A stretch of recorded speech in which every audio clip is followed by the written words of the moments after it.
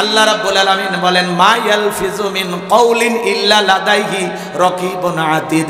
বান্দা এমন কোন কাজ করে না, এমন কোন কর্মকাণ্ড করে না যা রেকর্ড করার জন্য আমার ফেরেশতারা নাই।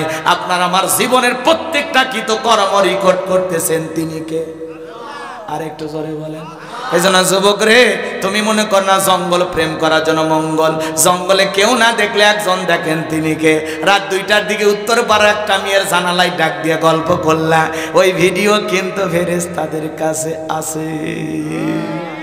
এ যুবকে, মোবাইলে যে উল্টা পাল্টা ভিডিও দেখো রাতের বেলা দরজা লাগাইয়া, কি মনে করো ফেরেশতারা ওইটা? ওই সময় ফেরেশতারা অবশ্য ঘুমায়, ছুটির যায়। মনে করে যে যুবক বয়সে এরকম 2-1টা দুষ্টমি হয়, থাক।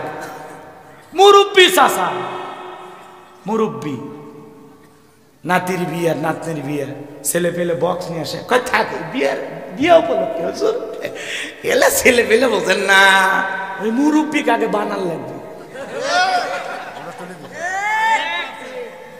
কথা কর না কেন? কিসের 2-1 দিন? এটা মুসলমানের বিয়া, এটা হিন্দু বা মুসলিমের বিয়া না।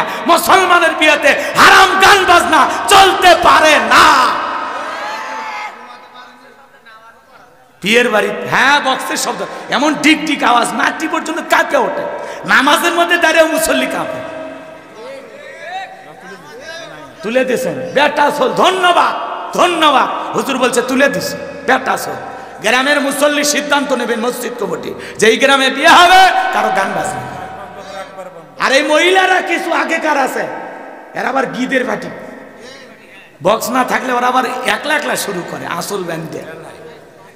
দুলে ভাই সাইকেল মারিয়া যা, এই শুনছেন না বিয়ের বাড়ির গীত? রাগ করতেছেন আপনারা? যাই হোক, আল্লাহ নারীদেরকে হেদায়েত দান করে। জোরে বলেন আমি। সব ঝামেলার মূলে নারী। কথা কয় না কেন? যেই জায়গাতে যান এরাই ভেজাল করে। তাইফের ওয়াজ, ও ওগুলো আবার শুনবেন? বাপ রে বাপ, না তো ধৈর্য আছে গো। আপনারাই সফল, আমি বিফল। লিল্লাহি তাকবীর। এইবার লোকমানে হাকিম ডেকে বলেন, হে যুবক, ভালো করে কথাগুলো বুঝে যাও। তাহলে গোপনে প্রকাশ্যে তুমি আমি যা করতেছি সব দেখতেছেন কে? কারো পুকুরের মাছ চুরি করে নিয়ে আসলে বাড়িতে, বাবা মা দেখে খুশি হয়, যাক 2 মাসের বাজার বাজায়া দিল।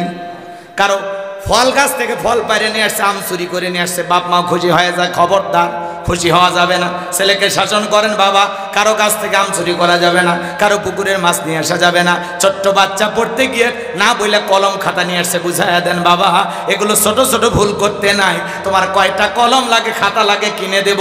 কথা বলেন ঠিক কিনা? আজকের ছোট ছোট ভুল যদি সংশোধন করে দেন, ভবিষ্যতে আর বড় ভুলগুলো করবে না।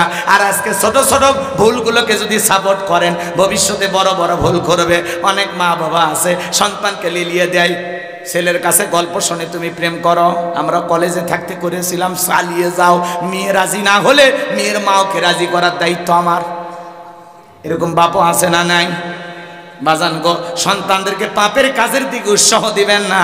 সন্তানকে বুঝাইতে হবে বাবা খবরদার খবরদার, কখনো খারাপ কাজ অন্যায় কাজ করা যাবে না। তুমি আমি গোপনে প্রকাশে যা করতেছি সব কিছু দেখতেছেন তিনি কে? যুবক এদিকে খেয়াল করে শোনো।